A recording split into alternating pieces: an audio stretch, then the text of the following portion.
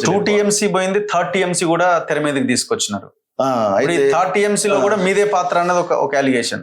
ఆయనే డిసైడ్ చేసిండు శ్యామ్ ప్రసాద్ రెడ్డి గారే అని. చూడండి, 30 TMCని వ్యతిరేకించి మేము పేపర్ కి ఇచ్చింది మేము. డిస్కషన్ ఓకే, 30 TMC విషయంలో ఒకటి వచ్చినప్పుడు మేమేమన్నామంటే, ఇప్పుడు 30 TMC అవసరం లేదు, 2 TMCకి మనం ఏం చేస్తలేము సార్, 30 TMC పెట్టుకుంటే మళ్ళీ అన్ని వేల కోట్లు ఎందుకు ఇక్కడ, మీరు అంత అనుకుంటే 30 TMC ఫ్యూచర్ లో పెట్టుకుందాము, ఇప్పుడు అవసరం లేదు కాబట్టి ఓన్లీ సివిల్ ప్రొవిజన్ వరకు పెట్టండి అని మేము పేపర్ మీద రిటర్న్లు ఇచ్చినాం.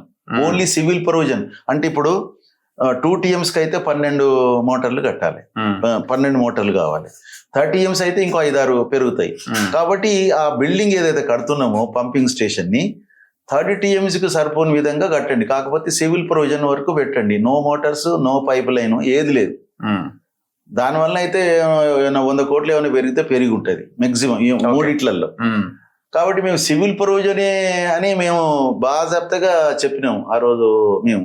తర్వాత government has taken a decision to go for, మాకు తర్వాత తెలిసింది మోటార్లు వచ్చి అన్ని కమిషన్ అవుతున్నప్పుడు తెలిసింది అసలు మోటార్లు కూడా పెట్టింది అనేది. అయితే 30 TMCకి మోటార్లు వచ్చేసినాయి, దాని తర్వాత వాటిని కూడా పెడుతున్నారు. అప్పుడు మాకు ఇంకోటి ఏం తెలిసిందంటే, ఇక మోటార్లు వచ్చేసినాయి, ఇక పైప్ లైన్ వేస్తున్నారు. పైప్ లైన్ 12 పైపులు 3 మీటర్స్ డయాతోని తీసుకుపోతారు 40 కిలోమీటర్లు. అది తెలిసింది.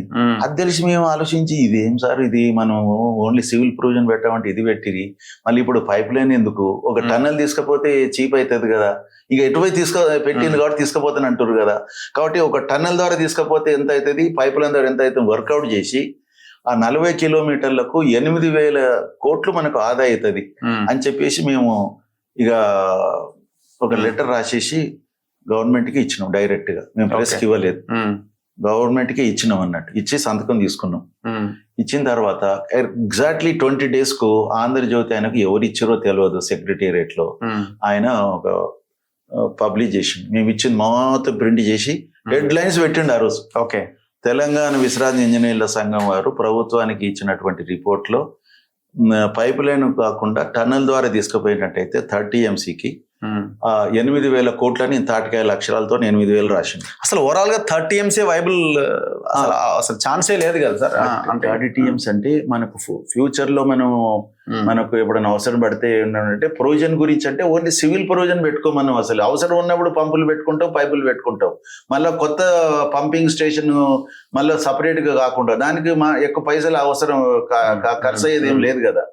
అయితే ఆ 8,000 crores అవుతుందని పేపర్లు రాగానే మేము అనుకున్నాం, ఇక పిలుస్తాడేమో, ఏం వాయిస్తాడో అనుకున్నాం మేము అసలు. అయితే ఆయన దగ్గర నుంచి పిలుపు లేదు, ఏ పార్టీ నుంచి కూడా రెస్పాన్స్ లేదు. నా కాంగ్రెస్, బీజేపీ, సిపిఐ అదే కదా మెగావారి నేను చెప్పదలుచుకోలేదు, మీరు చెప్పలేరు కానీ మేము చెప్తాం. ఏమైందో రెస్పాన్స్ లేదు. 1 week తర్వాత కేసీఆర్ మమ్మల్ని పిలిచాడు. పిలిచేసి ఆ డిపార్ట్మెంట్ వాళ్ళు ఏదో నడుస్తున్నది మమ్మల్ని పిలిచినప్పుడు నేను 2-3 పోయినాం. పోయిన తర్వాత వీళ్ళు శామన వాళ్ళది ఏదో రిపోర్ట్ ఇచ్చిరుగా, దాన్ని స్టడీ చేసినరా అని అడిగిన వాళ్ళని. చేస్తున్నాం సార్ అన్నారు. చేస్తున్నాం, మేము దాని మీద స్టడీ చేస్తున్నాము, వాళ్ళు చెప్పిన దాంట్లో కూడా వాస్తవం ఉన్నదని వాళ్ళు చెప్పారు మా ముందు. చెప్తే ఇక మంచిది కదా, స్టడీ చేస్తున్నారుగా, మేము స్టడీ చేసినాక చెప్తామని ఇక మేము ఇక సైలెంట్ గా ఉన్నారు. అంతే కదా. ఇప్పుడు ఎవరు రెస్పాన్సిబిలిటీ ఉంటే ఆయనే పిలిచిండు కదా, మళ్ళీ పిలిచి చెప్తుండే. ఏమన్నా ఫాలో అయినారా దాన్ని? ఏమన్నా మీరు ఇచ్చిన దాన్ని పక్కన పెట్టేసారు, తెలిసిందే కదా. ఇక కొంత జరిగింది.